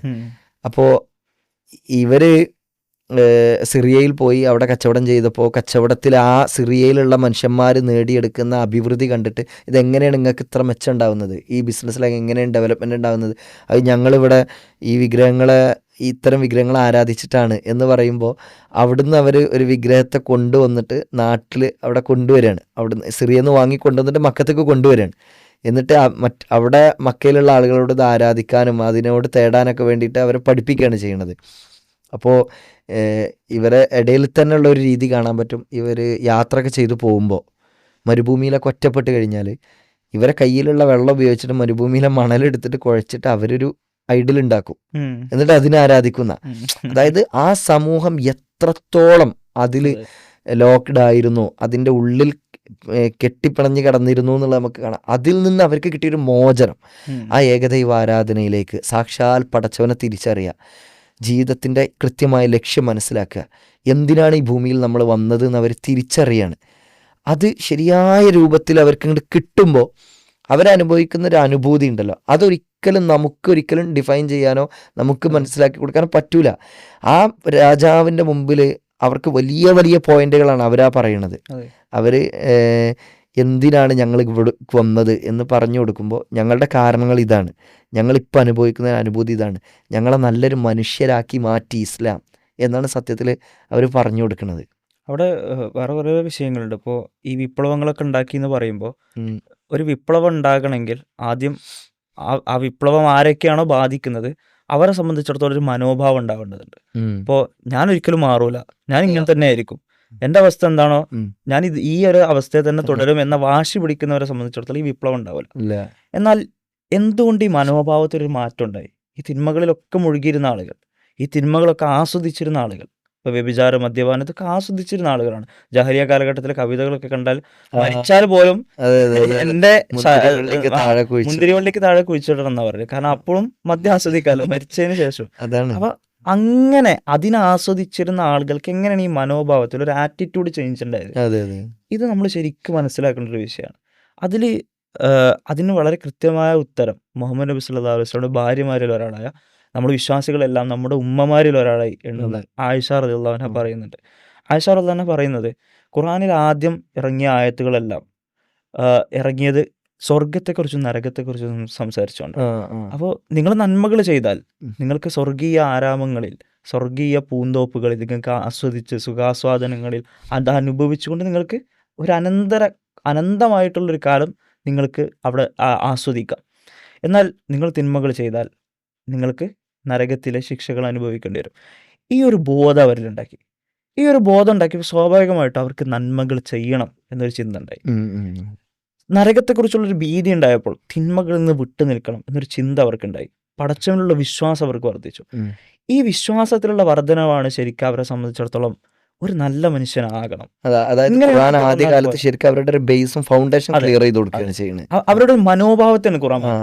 അതുവരെ ഇതിനെക്കുറിച്ചൊന്നും ഒരു ബോധമില്ലാതെ മരണാനന്തര ജീവിതമുണ്ട്, അവിടെ നമ്മുടെ പ്രവർത്തികൾക്ക് ഉത്തരം പറയേണ്ടി വരും, അതിൻ്റെതായ അനന്തരഫലങ്ങൾ അനുഭവിക്കേണ്ടി വരും എന്നതിനെക്കുറിച്ച് ഒരു സ്മരണയില്ലാതെ വളരെ അലക്ഷ്യമായി ജീവിച്ചിരുന്നൊരു സമൂഹം. ആ സമൂഹത്തിൽ ഈ ഒരു ലക്ഷ്യബോധം ഉണ്ടാക്കിയപ്പോൾ മരണാനന്തര ജീവിതത്തിലുള്ള ഈ സ്വർഗ നരകത്തെക്കുറിച്ചുള്ള ബോധം അവരിലുണ്ടായപ്പോൾ അവിടെയാണ് അവരുടെ ആറ്റിറ്റ്യൂഡ് ചേഞ്ച് ആയത്. പിന്നെ അവരെ സംബന്ധിച്ചിടത്തോളം ആശയക്കുഴപ്പം എന്താണ് ശരി എന്താണ് തെറ്റ് എന്നുള്ളതായിരുന്നു. അവർക്ക് നന്നാവണം എന്നുള്ള ബോധ്യം വന്നു. അതെ അതെ അതെ. പക്ഷെ എന്താണ് ശരി എന്താണ് തെറ്റ് അപ്പോഴാണ് ആയിഷ റളിയല്ലാഹു പറയുന്നത്. അതിനുശേഷമാണ് അവർക്ക് ഹലാലുകൾ എന്താണ് ഹറാമുകൾ എന്താണ് എന്ന് പഠിപ്പിക്കാൻ തുടങ്ങിയത്. ഇനി എങ്ങാനും ഇതിന് പകരം ഈ ഒരു രീതിശാസ്ത്രത്തിന് പകരം ഖുർആൻ അവരെ ആദ്യം പഠിപ്പിച്ചിരുന്നത് ലാ തശ്റബുൽ ഖംർ, നിങ്ങൾ കള്ളു കുടിക്കരുത് എന്നായിരുന്നെങ്കിൽ ലഖാലു, അവർ തീർച്ചയായും പറയുമല്ലോ. ആയിഷ റളിയല്ലാഹു അതിൽ സംശയമില്ല. അതെ അതെ അതെ. കാരണം ആ സമൂഹത്തെ കുറിച്ച് നന്നായിട്ട് അറിയാം. അതെ അതെ. ആയിഷ റളിയല്ലാഹു പറഞ്ഞു ലഖാലു, തീർച്ചയായിട്ടും അവർ പറയായിരുന്നു നിങ്ങൾ കള്ളു കുടിക്കരുത് എന്ന് പറഞ്ഞിരുന്നെങ്കിൽ തീർച്ചയായിട്ടും അവരുടെ പ്രതികരണം എന്തായിരിക്കും? ലാ നദഉൽ ഖംറ അബദ, ഞങ്ങൾ ഒരിക്കലും കള്ളു ഉപേക്ഷിക്കൂല, ഞങ്ങൾ ഒരിക്കലും മദ്യപാനം ഉപേക്ഷിക്കൂല എന്നായിരിക്കും അവർ മറുപടി പറയാം. ആദ്യം തന്നെ ഇതായിരുന്നു അവർക്ക് പറഞ്ഞു കൊടുത്തിരുന്നത്. അതേപോലെ ഇനി അവരോട് ലാ തസ്നു, നിങ്ങൾ വ്യഭിചരിക്കരുത് എന്നായിരുന്നു പറഞ്ഞിരുന്നത് എങ്കിൽ, വിവാഹത്തിന് പുറത്തുള്ള ലൈംഗിക ബന്ധങ്ങൾ ഏർപ്പെടരുത് എന്നായിരുന്നു പറഞ്ഞിരുന്നതെങ്കിൽ ലഖാലു ലാ നദഉ സിന അബദ, ഞങ്ങൾ ഒരിക്കലും വ്യഭിചാരം ഉപേക്ഷിക്കില്ല. കാരണം എന്തിന് ഞങ്ങൾ ഇത് ഒഴിവാക്കാതിരിക്കണം. അപ്പോൾ ഈ ഒരു ആറ്റിറ്റ്യൂഡ് ചേഞ്ച് ഭയങ്കര ഇമ്പോർട്ടൻ്റ് ആയ ഒരു കാര്യം, ഈ വിപ്ലവത്തിന് ഭയങ്കര പ്രധാനപ്പെട്ട ഒരു കാര്യം. ഇന്ന് പലപ്പോഴും പലർക്കും ഈ നിഷേധ മനോഭാവം എന്ന് പറഞ്ഞൊരു സാധനമുണ്ട്. ചില നിരീശ്വരവാദികളുടെ വിമർശനങ്ങളൊക്കെ കേട്ടാൽ നമുക്ക് ഭയങ്കര അത്ഭുതം തോന്നും. ഇവർക്ക് എന്താ സത്യം തിരിച്ചറിയാൻ ഇവരുടെ കണ്ണിന് എന്തെങ്കിലും പൂട്ടുണ്ടോ നമുക്ക് തോന്നിപ്പോകും. ചില തെളിവുകൾ കൃത്യമായിട്ട് ബോധ്യപ്പെടുത്തി കൊടുത്താൽ പോലും അതിന് നേരെ ഓപ്പോസിറ്റാണ് അവർ മനസ്സിലാക്കുക. ഇപ്പോൾ ഒരു ഉദാഹരണം പറഞ്ഞാൽ ഖുർആനിലെ ഒരു ആയത്തുണ്ട്, ഈ വിപ്ലവമായിട്ട് ബന്ധപ്പെട്ട് ഖുർആൻ ഉണ്ടാക്കിയ വലിയ മാറ്റങ്ങളുമായിട്ട് ബന്ധപ്പെട്ടുള്ള ഒരു ആയത്താണ് വൈദ ബുശ്ശിറ അഹദുഹും ബിൽ ഉൻസ വല്ല വജ്ഹുഹും മുസ്വദ്ദൻ വഹുവ കളീം. അതായത് അറബികൾക്കിടയിൽ അന്നുണ്ടായിരുന്നു, ഇസ്ലാം സ്വീകരിക്കുന്നതിന് മുമ്പുള്ള ഒരു സമ്പ്രദായമാണ്. പെൺകുട്ടികൾ ജനിച്ചാൽ, അത് എല്ലാ ഗോത്രങ്ങളിലുള്ള വളരെ പ്രധാനപ്പെട്ട ചില ഗോത്രങ്ങളിലൊക്കെ പെൺകുട്ടികൾ ജനിക്കാറുണ്ടായിരുന്നു. അതല്ലാത്ത ഗോത്രങ്ങൾ, അത്ര സ്മരണീയമല്ലാത്ത, അത്ര പേര് കേൾക്കാത്ത ഗോത്രങ്ങളിലൊക്കെ ഈ പെൺകുട്ടികൾ ജനിച്ചാൽ അത് ഭയങ്കര അപമാനമായിട്ട് അവർ കണ്ടിരുന്നു. ആ പെൺകുട്ടികളെ അവരെങ്ങനെ ഒഴിവാക്കും, അവരെ ജീവനോടെ കുഴിച്ചു മൂടലായിരുന്നു അവിടെ ഉണ്ടായിരുന്നത്. അതുകൊണ്ടാണ് ഖുർആനിലെ സൂറത്തുൽ ഇൻഷിഖാഖിലാണെന്ന് തോന്നുന്നു, ഏത് സൂറത്തിലാണെന്ന് എനിക്ക് കൃത്യമായിട്ട് ഓർമ്മയില്ല, സൂറത്തുൽ തക്വീർ, സൂറത്തുൽ തക്വീർ എന്ന അധ്യായത്തിൽ പറഞ്ഞു വൈദൽ മൗഊദത്തു സുഇലത് ബിഅയ്യി ദംബിൻ ഖുതിലത്, കുഴിച്ചു മൂടപ്പെട്ടവൾ ചോദിക്കപ്പെടുന്നത്. അതായത് അന്ത്യനാളിനെ കുറിച്ച് പറയാണ്. അന്ത്യനാളിൽ ഈ ഇതിനൊക്കെ ഉത്തരം പറയേണ്ടി വരുമല്ലോ. വൈദൽ മൗഊദത്തു സുഇലത്, കുഴിച്ചു മൂടപ്പെടുന്നവൾ ചോദിക്കപ്പെടുന്ന സന്ദർഭം. ബിഅയ്യി ദംബിൻ ഖുതിലത്, നീ എന്ത് തെറ്റ് ചെയ്തിട്ടാണ്, നീ എന്ത് കുറ്റം ചെയ്തിട്ടാണ് നീ കുഴിച്ചു മൂടപ്പെട്ടത് എന്ന് ചോദിക്കപ്പെടുന്നില്ല. അപ്പൊ അവിടെ അവൾക്ക് നീതി ലഭിക്കുന്നാണ് ഇസ്ലാം പറയുന്നത്. എന്നാൽ വേറൊരു അധ്യായത്തിൽ അള്ളാഹു പറയാണ് വൈദ ബുശ്ശിറ അഹദുഹും ബിൽ ഉൻസ വല്ല വജ്ഹുഹും മുസ്വദ്ദൻ വഹുവ കളീം. ഒരു പെൺകുട്ടി ജനിച്ചു എന്നറിഞ്ഞാൽ അന്ന് അറബികളിൽ ചില ഗോത്രങ്ങളിൽ ഉണ്ടായിരുന്ന ഒരു മനോഭാവം എന്ന് പറഞ്ഞാൽ കോപം കൊണ്ട് അവരുടെ മുഖങ്ങൾ വിവർണമായി പോകും. ഒരു പെൺകുട്ടി ജനിച്ചത് അവർക്ക് അത്രയും അപമാനമാണ്. അങ്ങനെ തോന്നിയിരുന്ന ആ തോന്നലിനെ കുറിച്ച് അടുത്ത വചനത്തിൽ അള്ളാഹു പറയുന്നത് എത്ര ചീത്ത ചിന്തയാണത് എന്നാണ് പറയുന്നത്. അപ്പം അങ്ങനത്തെ ഒരു മനോഭാവം എത്ര ചീത്തതാണെന്നാണ് ഖുർആൻ പറയുന്നത്. പക്ഷെ ഇത് വായിച്ചിട്ട് നമ്മൾ കേരളത്തിലെ ഒരു വലിയ നിരല്ലാഹുവാദിക്ക് കണ്ട എന്താണെന്നറിയാം, മൂപ്പരെന്ന് കണ്ടെത്തിയ പാടെന്താണെന്നറിയാം, ഖുർആൻ പെൺകുട്ടികളെ കൊല്ലാൻ പ്രോത്സാഹിപ്പിക്കുന്നു, പെൺകുട്ടികൾ ജനിക്കുന്നത് അപമാനമാണെന്ന് പറയാം. ഇത് ഇവരുടെ വാദമായിരുന്നു, അത് എത്ര ചീത്ത ചിന്തയാണെന്നാണ് ഖുർആൻ പറയണത്. പക്ഷെ നിരല്ലാഹുവാദി കണ്ട സാധനം എന്താണെന്ന് വെച്ചാൽ അത് ഖുർആൻ ഇതിനെ പ്രോത്സാഹിപ്പിക്കുകയാണ്. പെൺകുട്ടികൾ ജനിക്കുന്നത് എന്തോ വലിയ അപമാനമാണ് എന്ന് ഖുർആൻ പറയുന്നു. എന്ത് വർത്താനാണ് ഇത് എന്നുള്ള രൂപത്തിലാണ് അവതരിപ്പിക്കുന്നത്. ഇതാണ് ഈ മനോഭാവം ചേഞ്ച് ചെയ്തില്ലെങ്കിൽ, സത്യം അന്വേഷിക്കണം, സത്യം തിരിച്ചറിയണം എന്നുള്ളൊരു ചിന്ത ഒരാളിലില്ലെങ്കിൽ എത്രമാത്രം അന്ധമാകും മനസ്സ്. അതുകൊണ്ടാണല്ലോ ഖുർആൻ പറയുന്നത് ലഹും ഖുലൂബുൻ ലാ യഫ്ഖഹൂന ബിഹാ വലഹും അഅ്യുനുൻ ലാ യുബ്സിറൂന ബിഹാ വലഹും ആദാനുൻ ലാ യസ്മഊന ബിഹാ ഉലൈക കലൻആം. അവരെ കുറിച്ച് ഖുർആൻ വളരെ കൃത്യമായിട്ട് പറയാണ്. അവർക്ക് ഹൃദയങ്ങളുണ്ട് പക്ഷെ അവർ അതുകൊണ്ട് ചിന്തിക്കുന്നില്ല. അവർക്ക് കണ്ണുകളുണ്ട് പക്ഷെ ആ കണ്ണുകൾ കൊണ്ട് അവർ കാണുന്നില്ല. അവർക്ക് കാതുകളുണ്ട് പക്ഷെ ആ കാതുകൾ കൊണ്ട് അവർ കേൾക്കുന്നില്ല. എന്നിട്ട് അവരെ കുറിച്ച് വളരെ നിശ്ചിതമായി വിമർശിച്ചുകൊണ്ട് ഖുർആൻ പറയാണ് ഉലൈക കൽഅൻആം, അവർ കന്നുകാലികളെ പോലെയാണ്. കാരണം എന്താ, കന്നുകാലികളെ സംബന്ധിച്ചിടത്തോളം ഇതൊന്നുമില്ലല്ലോ, ഈ സത്യാന്വേഷണമൊന്നുമില്ലല്ലോ, ഇതേപോലെയാണ് അവർ. ഈ അവയവങ്ങളൊക്കെ അവർക്കുണ്ട് പക്ഷെ അതുകൊണ്ട് മനുഷ്യർ കേൾക്കുന്ന പോലെ അവർക്ക് കേൾക്കാൻ കഴിയില്ല. മനുഷ്യർ കാണുന്നത് പോലെയുള്ള കാര്യങ്ങളല്ല അവർ കാണുന്നത്. അവരെ പോലെ തന്നെയാണ് ഇവരെന്നുണ്ടെങ്കിൽ പിന്നെ ഇവരും കന്നുകാലികളും തമ്മിൽ എന്ത് വ്യത്യാസമാണ്? അതാണ് ഖുർആൻ പറയുന്നത്. കൂടി പറഞ്ഞു അവർ അതിനേക്കാളും മോശമാണ്. കാരണം മനുഷ്യർക്ക് ഈ കഴിവുകളുണ്ട് എന്നിട്ട് ഉപയോഗിക്കാത്തതാണ്.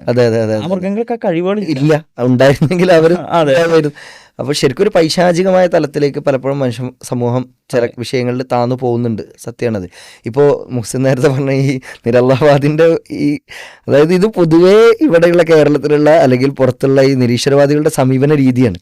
ഖുർആൻ എന്തിനാണോ ഒരു കാര്യം പറഞ്ഞത് അതിനെ ഏറ്റവും നല്ല രീതിയിൽ അതിൻ്റെ ആ അർത്ഥതലത്തോട് കൂടിയിട്ട് തന്നെ ആ വചനം ഇറങ്ങിയതിൻ്റെ പശ്ചാത്തലം മനസ്സിലാക്കിക്കൊണ്ട്, ഇനി അതൊന്നും വേണ്ട, ആ വിശദീകരണങ്ങളിലേക്കൊന്നും പോണ്ട, ആ വചനം ശരിയായ രൂപത്തിലൊന്ന്, ഇപ്പോൾ ചില ചർച്ചകളിലൊക്കെ പറയുന്ന പോലെ തന്നെ ഇദ്ദേഹം എന്തോ ഒരു പ്രത്യേക കണ്ണട വെച്ചിട്ടാണ് ഇതിനൊക്കെ വായിക്കുന്നത്. ആ കണ്ണട മാറ്റി വെച്ചിട്ട് വളരെ മാന്യമായി നല്ല രീതിയിൽ വായിക്കാൻ തയ്യാറാവുകയാണെങ്കിൽ ഇതാവും. ഇപ്പം ഇത് സാധാരണക്കാരിൽ പോലും ഉണ്ട്. ഇപ്പോൾ മുണ്ടക്കൈ ചൂരൽമല ദുരന്തം നടന്ന സമയത്ത് അവിടെ ഒരുപാട് ആളുകൾ, ഇവിടുത്തെ യുക്തിവാദികൾ വളരെ വലിയ തിരക്കിലായിരുന്നു. ഏത് സഹായിക്കുന്ന കാര്യത്തിലല്ല, സോഷ്യൽ മീഡിയയിൽ പടച്ചോനെ കുറ്റം പറഞ്ഞിട്ട് പോസ്റ്റ് ഇടുന്ന കാര്യത്തിൽ, അതെ, ആ വിഷയത്തിൽ അല്ലല്ല എന്ന് പറഞ്ഞിട്ട് പോസ്റ്റ് ഇടുന്ന വിഷയത്തിലായിരുന്നു. പക്ഷെ ബാക്കിയുള്ള എല്ലാ ആളുകളും എന്താണ് അവിടെ ചെന്നിട്ട് ആളുകൾക്ക് വേണ്ട സഹായ സഹകരണങ്ങൾ ചെയ്തു കൊടുക്കുന്ന കാര്യങ്ങളിലൊക്കെ സജീവമാവുകയാണ്. അപ്പോൾ ഞാനൊരു പോസ്റ്റിൻ്റെ താഴെ വന്നൊരു കമൻറ്റ് ശ്രദ്ധിച്ചാണ്. ഈ ഇപ്പോൾ പല സംഘടനകളും അതിലേക്ക് കുറേ ക്യാഷ് പിരിച്ചു കൊടുത്തിട്ടുണ്ട്. ചിലത് വളരെ സുതാര്യമായിരുന്നു, ആർക്കും കാണാൻ പറ്റുന്ന രീതിയിലേക്ക് ആപ്പുകളും കാര്യങ്ങളൊക്കെ വെച്ചിട്ടാണ് ആ ക്യാഷ് കൊടുത്തത് ഇതാക്കിയത്. അപ്പോൾ അതിനെ പറ്റിയിട്ട് ഒരു യുക്തിവാദി പോസ്റ്റ് ഇടുകയാണ്, അതിൻ്റെ താഴെ കമൻ്റ് ഇടുകയാണ്, എല്ലാം കള്ളപ്പണമായിരിക്കും, അതുകൊണ്ടാണ് ഇത് ബ്ലാക്ക് മണിയാണ്, ഇത് എങ്ങനെയെങ്കിലും എന്തെങ്കിലുമൊക്കെ ഒഴിവാക്കണ്ടേ, അപ്പോൾ അതുകൊണ്ട് കൊടുത്തതായിരിക്കും. അപ്പോൾ അതിന് താഴെ ഒരാൾ റിപ്ലൈ ആയിട്ട് കൊടുക്കുന്നുണ്ട്. അതിന് മറുപടിയായിട്ട് ഒരാൾ പറയുന്നുണ്ട്, ഞാൻ ഓട്ടോറിക്ഷ ഓടിച്ച് മാന്യമായി ജീവിക്കുന്ന കുടുംബം പോറ്റുന്ന ഒരാളാണ് ഞാൻ, ഇത് പറയണമെന്ന് വിചാരിച്ചതല്ല, പക്ഷെ ഞാനിത് എഴുതേണ്ടി വരികയാണ്. എന്നിട്ട് അദ്ദേഹം പറയണത്, ഞാൻ എൻ്റെ ഒരു ദിവസത്തെ എൻ്റെ കൂലി ഞാൻ ഇതിലേക്ക് കൊടുത്തിട്ടുണ്ട് 700 രൂപ. അത് നിങ്ങൾ പറഞ്ഞ ഈ ബ്ലാക്ക് മണി ആയിരിക്കില്ലേ എന്ന്, കള്ളപ്പണം ആയിരിക്കില്ലേ എന്ന്. അപ്പോൾ അതിനെപ്പോലും കുറ്റപ്പെടുത്താനും ഒരാളുകൾ സഹായിച്ചാൽ അതിനെപ്പോലും ഒരു പരിഹാസ്യമായ രീതിയിൽ കാണാനുമാണ് ഇവർ സന്നദ്ധമാവുന്നത്. അപ്പോൾ മുഹ്സിനെ നമുക്ക് ചരിത്രത്തിൽ നിന്ന് ശരിക്കും കാണാൻ പറ്റുന്ന ചില ഉദാഹരണങ്ങളില്ലേ, ഖുർആൻ ശരിക്ക് അവർക്കിടയിൽ പരലോകത്ത് ലഭിക്കുന്ന, അതായത് ചാരിറ്റി ചെയ്താൽ, ഒരാളെ സഹായിച്ചാൽ കിട്ടുന്ന പ്രതിഫലത്തെക്കുറിച്ച് ഖുർആൻ പറയുന്ന ഒരുപാട് സംഭവങ്ങളില്ലേ. അതിന് ഒരു ഉദാഹരണം പറയുന്ന ഒരു അബൂ തൽഹ റളിയല്ലാഹു അൻഹുവിന്റെ സംഭവം. അപ്പോൾ അബൂ തൽഹ റളിയല്ലാഹു അൻഹു എന്ന് പറഞ്ഞാൽ മുഹമ്മദ് വസ്സലാമയുടെ ഒരു ശിഷ്യൻ, ഒരു അനുചരൻ. ഇത് കേൾക്കുമ്പോൾ അദ്ദേഹം ഭയങ്കര ധനികനായിരുന്നു, മദീനയിലെ വളരെ ധനികന്മാരിൽപ്പെട്ട ഒരാളായിരുന്നു. അപ്പോൾ അബൂ തൽഹ ഈ വചനം കേൾക്കുമ്പോൾ, ഈ വചനത്തിന്റെ അർത്ഥം എന്ന് പറഞ്ഞാൽ നിങ്ങൾക്ക് ഏറ്റവും ഇഷ്ടപ്പെടുന്ന സമ്പത്തിൽ നിന്ന് നിങ്ങൾ ചിലവഴിക്കുന്നത് വരെ നിങ്ങളാരും നന്മ ചെയ്യുന്നവരാവില്ല, നിങ്ങൾക്ക് ഇഷ്ടമല്ലാത്ത കൊടുക്കാനത് നന്മയാവൂല, നിങ്ങൾക്ക് ഏറ്റവും ഇഷ്ടപ്പെട്ടതെന്ന് കൊടുക്കണം, അപ്പോഴാണ് നന്മയാവുക എന്നൊരാശയമാണ് അതിൽ പറയുന്നത്. അപ്പോൾ ഇത് കേട്ട ഉടനെ ഈ മനോഭാവത്തിന് വ്യത്യാസമാണ്. ഒരു നിഷേധ മനോഭാവിക്കുക, ഇപ്പൊ എന്താ അങ്ങനെ ആയിരിക്കും, നിഷേധ മനോഭാവികമാണ്. പക്ഷെ ഈ സ്വർഗനരകങ്ങളെക്കുറിച്ച്, അതിൻ്റെ പ്രാധാന്യത്തെക്കുറിച്ച്, അത് ഹൃദയത്തിൽ രൂഢമൂലമായ ഒരാളെ സംബന്ധിച്ചിടത്തോളം ഉണ്ടാകുന്ന ഒരു സമീപനമാണ് ഇവിടെ അബൂ തൽഹ റളിയല്ലാഹു അൻഹു എന്ന പ്രവാചക അനുചരനിൽ നമുക്ക് കാണാൻ കഴിയും. അദ്ദേഹം മുഹമ്മദ് സ്വല്ലല്ലാഹു അടുത്തേക്ക് ഉടനെ വരികയാണ്, ഞാൻ നാളെ പോവുക, മറ്റന്നാൾ പോവുക എന്ന് പറയുന്ന രീതിയല്ല. അത് കേട്ട് ഉടനെ നബി സ്വല്ലല്ലാഹു അലൈഹി അടുത്തേക്ക് പോകുന്നു. ഇങ്ങനെ ഒരു ആയത്ത് അവതരിപ്പിക്കപ്പെട്ടു, ഇങ്ങനെ ഒരു വചനം അവതരിപ്പിക്കപ്പെട്ടു എന്ന് കേട്ടപ്പോൾ നബി സ്വല്ലല്ലാഹു അലൈഹി അടുത്ത് വന്നിട്ട് പറയാണ്, എനിക്ക് ഏറ്റവും ഇഷ്ടപ്പെട്ട തോട്ടം ബൈറുഹ തോട്ടാണ്. ബൈറുഹ തോട്ടം എന്ന് പറഞ്ഞാൽ ഒരു ഈത്തപ്പന തോട്ടാണ്. അദ്ദേഹത്തിന് കുറേ ഈത്തപ്പന തോട്ടങ്ങൾ ഉണ്ടായിരുന്നു, അതിൽ ഏറ്റവും മികച്ച തോട്ടമായിരുന്നു, ഏറ്റവും ഫലഭൂയിഷ്ടമായ, ഏറ്റവും വിളവ് ലഭിക്കുന്ന തോട്ടമായിരുന്നു. അതുകൊണ്ടാണ് അദ്ദേഹം പറഞ്ഞത്, എനിക്ക് ഏറ്റവും ഇഷ്ടപ്പെട്ട തോട്ടമാണ് ബൈറുഹ തോട്ടം, ഞാനത് ദാനം ചെയ്യാൻ ഉദ്ദേശിക്കുന്നു, ഏറ്റവും ഇഷ്ടപ്പെടുന്നതിൽ നിന്ന് ദാനം ചെയ്യണം എന്നാണ് അള്ളാഹു പറയുന്നത്. അപ്പം നബി സ്വല്ലല്ലാഹു അലൈഹി പറയാണ്, എത്ര നല്ല ലാഭം, എത്ര വലിയ ലാഭമാണ് കൊയ്തത് ഈ ദാനത്തിലൂടെ. എന്നിട്ട് നബി സ്വല്ലല്ലാഹു അലൈഹി പറയുന്നത്, ഞാൻ എന്താണ് ചെയ്യേണ്ടതെന്നാണ് അദ്ദേഹം ചോദിക്കുന്നത്. ഞാൻ ഏത് സ്വത്താണ് തിരഞ്ഞെടുക്കേണ്ടതെന്നല്ല ചോദിക്കുന്നത്, ഇതാണ് എനിക്ക് ഏറ്റവും ഇഷ്ടപ്പെട്ട സ്വത്ത്, ഇത് ഞാൻ എന്ത് ചെയ്യണം എന്ന് ചോദിക്കുമ്പോൾ നബി സ്വല്ലല്ലാഹു അലൈഹി പറയാണ്, താങ്കളുടെ ഏറ്റവും അടുത്ത കുടുംബക്കാർക്ക് താങ്കൾ ചെലവഴിക്കുക. അങ്ങനെ അദ്ദേഹം അത് മുഴുവൻ ദാനം ചെയ്തു എന്നാണ്. ആ ബൈറുഹ തോട്ടം കുടുംബക്കാർക്ക് വീതിച്ചു കൊടുത്തു, ഏറ്റവും അടുത്ത കുടുംബക്കാർക്കും എളാപ്പയുടെ പിതൃവ്യന്മാരുടെ മക്കൾക്കൊക്കെ വീതിച്ചു കൊടുത്തു എന്നാണ്. ഇതാണ് അവരുടെ മനോഭാവം, അവരിൽ ഉണ്ടാക്കിയ മാറ്റങ്ങൾ. അതാണ് തീർച്ചയായിട്ടും. കാരണം അതായത് നന്മ ചെയ്യണം എന്ന് പറയുമ്പോഴേക്കും ആ നന്മ ചെയ്യാനുള്ള അവരുടെ ഒരു ആത്മാർത്ഥത, ഉത്സാഹം. അതെ, ഇപ്പോൾ ഇത് ഇപ്പോൾ മുഹ്സിൻ പറഞ്ഞ പോലെ തന്നെ ഈ ലൻ തനാലൽ ബിർറ ഹത്താ തുൻഫിഖു മിമ്മാ തുഹിബ്ബൂൻ എന്ന് പറയുന്ന ആല ഇംറാനിലെ ഈ വചനം, അതിൻ്റെ ഒരു പശ്ചാത്തലം വിശദീകരണമാണ് ഇവിടെ പറഞ്ഞത്. ഈ പറഞ്ഞ പോലെ തന്നെ നമുക്കൊരു കാര്യം ചെയ്യണം ഒരു നിർദ്ദേശം ലഭിക്കുമ്പോഴേക്ക് ഞാൻ എന്തിനത് ചെയ്യണം. കാരണം ഈ ലോകത്തിന് ശേഷം ഒരു ലോകമില്ല എന്ന് വിശ്വസിക്കുന്ന ഒരാളെ സംബന്ധിച്ചിടത്തോളം അയാളൊന്നും ചെയ്യേണ്ട ആവശ്യമില്ല, അയാൾ ബാക്കിയുള്ളവൻ്റെ കണ്ണീരൊപ്പേണ്ട ആവശ്യമില്ല, ബാക്കിയുള്ളവന് നന്മ ചെയ്യേണ്ട ആവശ്യമില്ല. പക്ഷേ ഇവിടെ പ്രത്യക്ഷത്തിൽ നോക്കുകയാണെങ്കിൽ എന്താണ്, ഏറ്റവും മികച്ച ഒരു തോട്ടാണ് അദ്ദേഹം കൊടുക്കാൻ സന്നദ്ധാവുന്നത്. ഇതെന്താണ്, ഇതിന് ശേഷം ഒരു ലോകമുണ്ട് എന്ന് ഉറച്ചു വിശ്വസിക്കുകയാണ്.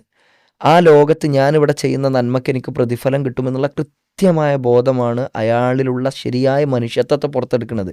കാരണം ഞാനിത് ഈ ഒരു ദാനധർമ്മം ചെയ്താൽ, ഈ ഒരു നന്മ ഞാൻ ചെയ്താൽ ഇതിൻ്റെ ഇരട്ടി പ്രതിഫലമാണ് എൻ്റെ രക്ഷിതാവ് എനിക്ക് തരിക. ഈ തോട്ടം തന്നതുപോലെ എനിക്കൊരു പരീക്ഷണാർത്ഥമായിട്ടാണ് ഞാനിത് അള്ളാഹുവിൻ്റെ മാർഗത്തിൽ ഒരു നന്മയ്ക്ക് വേണ്ടി ഉപയോഗപ്പെടുത്തോ ഇല്ല എന്നുള്ളത്.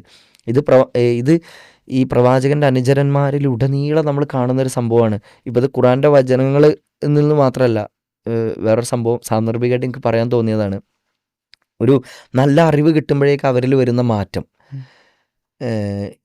പ്രവാചകൻ്റെ ഭാര്യ ഉമ്മു ഹബീബ റളിയല്ലാഹു അൻഹ, അവർ ഒരിക്കൽ പ്രവാചകനോട് പറയുന്നുണ്ട്, പ്രവാചകൻ ഈ 12 റക്അത്ത് റവാത്തിബ് സുന്നത്ത് എന്ന് പറയുന്നൊരു കാര്യമുണ്ട് ഇസ്ലാമിൽ. അതായത് നമ്മൾ 5 നേരത്തെ നിർബന്ധ നിസ്കാരങ്ങൾക്ക് മുമ്പും ശേഷമൊക്കെ ആയിട്ട് നിസ്കരിക്കുന്ന 2 റക്അത്ത് നിസ്കാരങ്ങൾക്കാണ് വേണമെങ്കിൽ അതെ ഒരു ഓപ്ഷണൽ പ്രയർ ആയിട്ടുള്ള ഐച്ഛിക നമസ്കാരങ്ങളാണ് റവാത്തിബ് സുന്നത്ത്. അപ്പോൾ ഇതിന് വലിയൊരു പ്രതിഫലമുണ്ട്. നിർബന്ധ നിസ്കാരങ്ങൾ എന്ന് പറഞ്ഞാൽ അതെന്തായാലും ഒരു മുസ്ലിം നിർബന്ധമായി ചെയ്തിരിക്കേണ്ട കാര്യമാണ്. മറ്റത് സുന്നത്തായ കാര്യങ്ങളാണ്. ചെയ്താൽ നല്ല പ്രതിഫലമുണ്ട്, കുറ്റമില്ല. അപ്പം ഇങ്ങനത്തെ കാര്യങ്ങളുടെ പ്രതിഫലം പറഞ്ഞു കൊടുക്കുകയാണ്. ഇതിൻ്റെ പ്രതിഫലം എന്താണ്? ഒരാൾ ഒരു ദിവസം 12 റക്അത്ത് ഈ റവാത്തിബ് സുന്നത്ത് നിസ്കരിച്ചാൽ അയാൾക്ക് നാളെ പരലോകത്ത് അള്ളാഹു സ്വർഗത്തിൽ ഒരു വീട് കൊടുക്കും.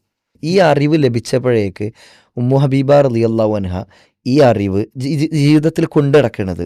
പിന്നീട് ഈ ഉമ്മു ഹബീബ റളിയല്ലാഹു അൻഹ അവരുടെ സഹോദരനായ അംബസ റളിയല്ലാഹു അൻഹുവിന് ഇത് പറഞ്ഞു കൊടുക്കുന്നുണ്ട്. അംബസ റളിയല്ലാഹു അൻഹു ഇത് ജീവിതത്തിലുടനീളം കൊണ്ടുനടക്കുന്നുണ്ട്.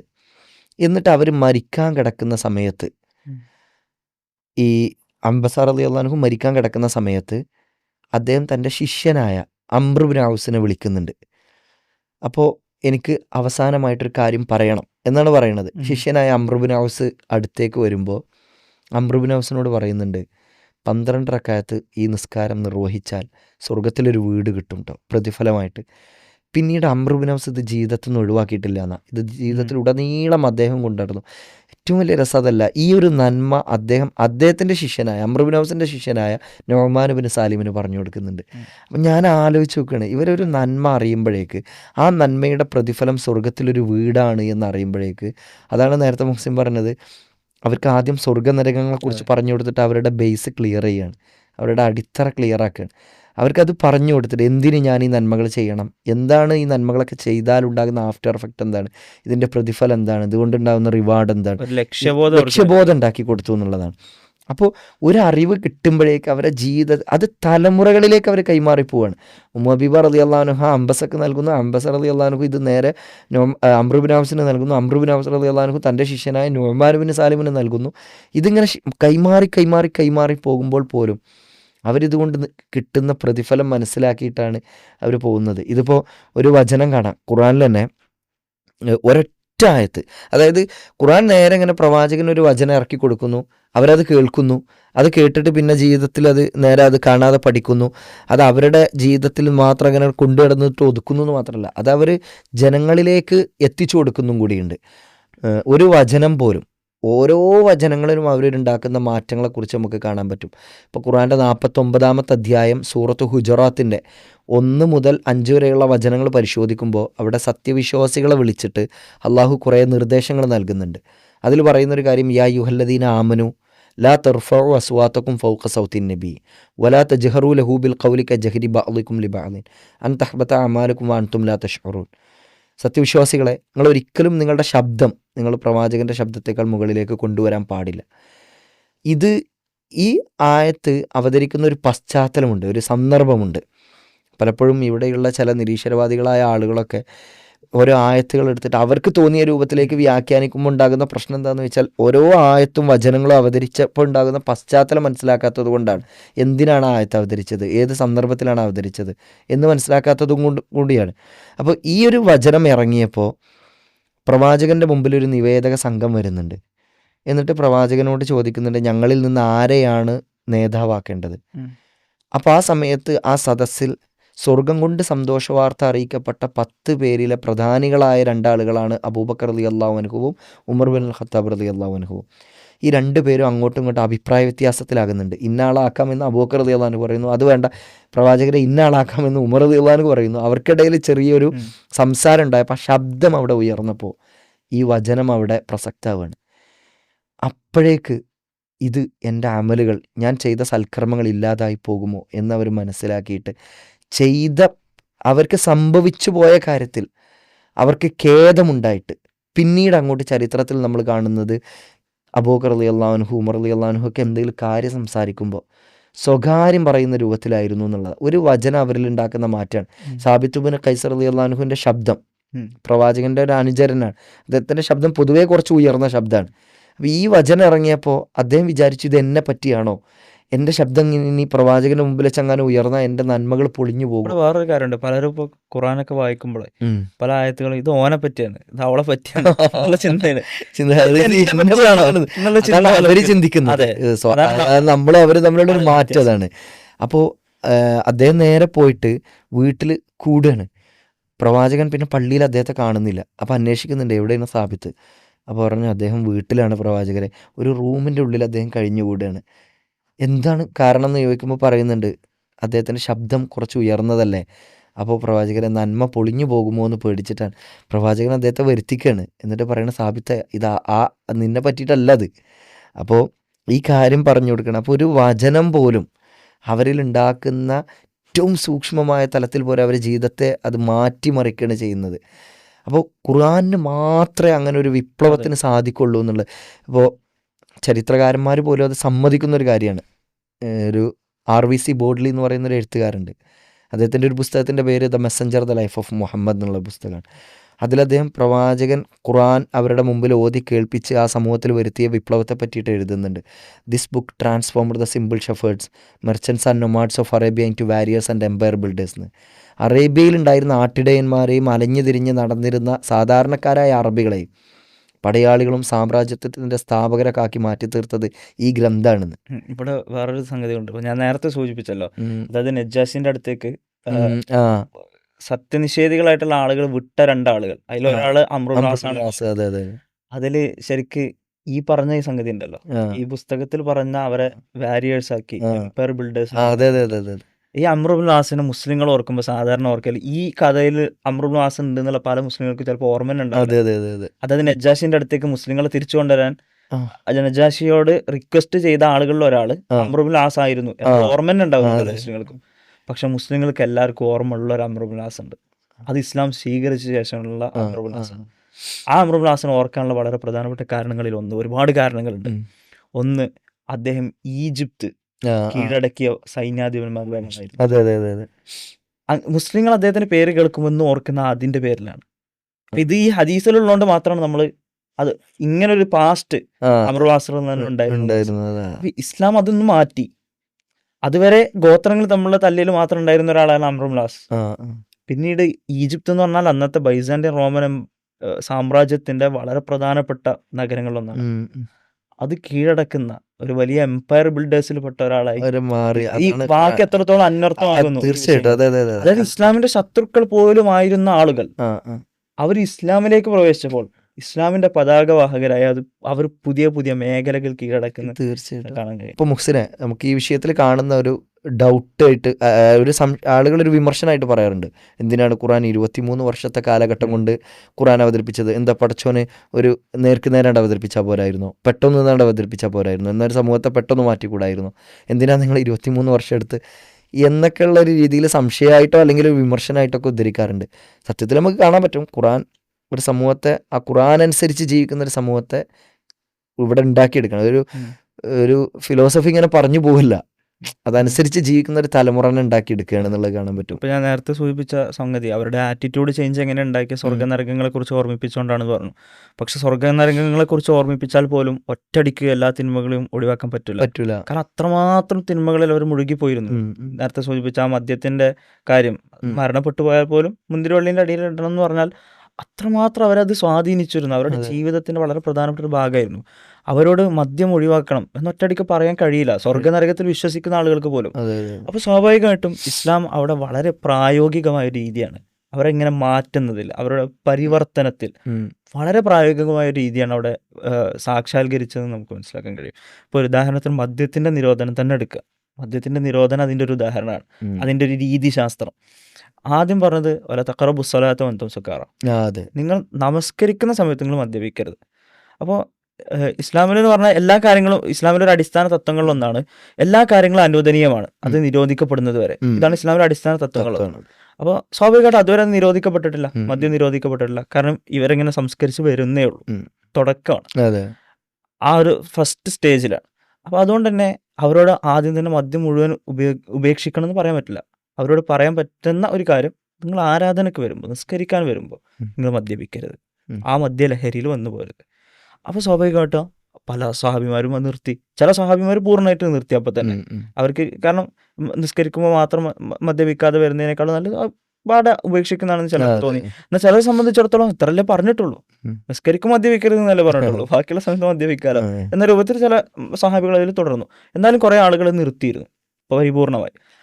പിന്നെ അതിനുശേഷം വിശുദ്ധ ഖുർആൻ പറയുന്നു, ഫിഹ മനാഫിഉ ലിന്നാസി വഇസ്മുഹും അക്ബറു മിൻ നഫഇഹിം.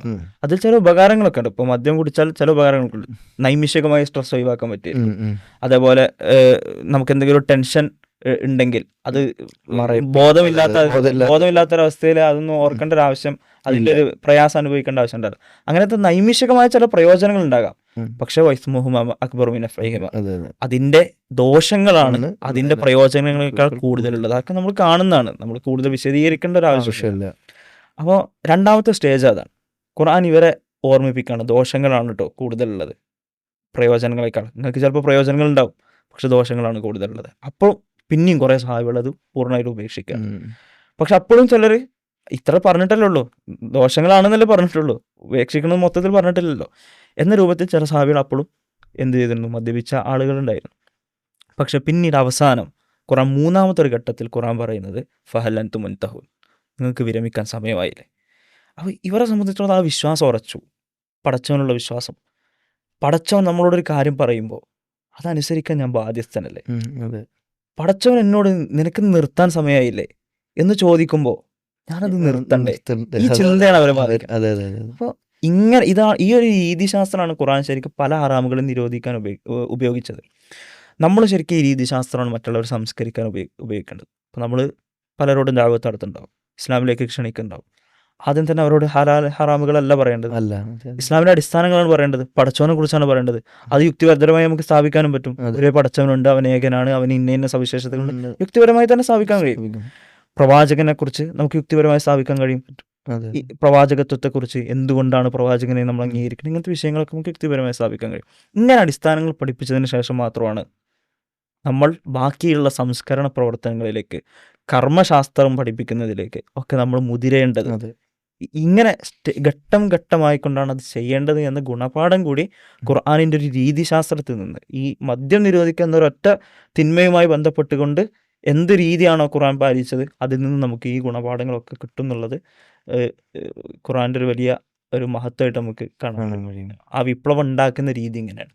ഒറ്റയടിക്ക് വന്നിട്ട് വലിയ വലിയ വിപ്ലവ പ്രഖ്യാപനങ്ങൾ നടത്തിയാൽ പ്രായോഗികമല്ല.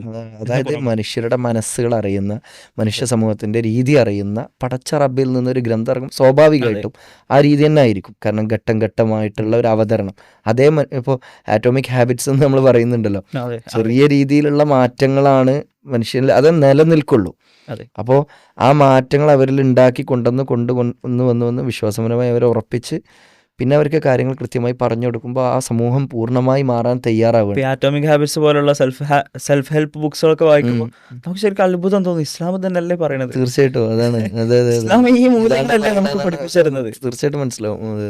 അതാണ് ഞാൻ പറഞ്ഞത്. അത് വിശുദ്ധ ഖുർആൻ എന്ന് പറയുന്നത് ആ രൂപത്തിലാണ്. അതായത് അതൊരു ദൈവീക ഗ്രന്ഥത്തിന് മാത്രമേ കഴിയുള്ളൂ. അപ്പം എനിക്ക് ഞങ്ങളെ കേട്ട പ്രിയപ്പെട്ട സഹോദരങ്ങളോട് വളരെ ആത്മാർത്ഥമായിട്ട്, വളരെ സിൻസിയറായിട്ട് പറയാനുള്ളൊരു കാര്യം, പലപ്പോഴും ഖുർആനിനെ തെറ്റിദ്ധരിപ്പിക്കുക, അല്ലെങ്കിൽ ഖുർആനിൻ്റെ വചനങ്ങളെ അസ്ഥാനത്ത് ഉദ്ധരിച്ചുകൊണ്ട് ഖുർആനിനെ തെറ്റിദ്ധരിപ്പിക്കുക എന്നുള്ളത് ഒരു ജോലിയായി, ഒരു വലിയ ഉത്തരവാദിത്തമായി, അല്ലെങ്കിൽ എന്തോ ഒരു ആനന്ദം കിട്ടുന്ന പ്രവർത്തനമായിട്ട് നോക്കിക്കാണുന്ന ഒരുപാട് ആളുകൾ നമ്മുടെ വരുമാന മാർഗവുമായി ചേർത്ത് പറയേണ്ട ഒരു കാര്യമാണ്. ഒരു വരുമാന മാർഗമായിട്ട് കാണേണ്ട ആളുകളുണ്ട്.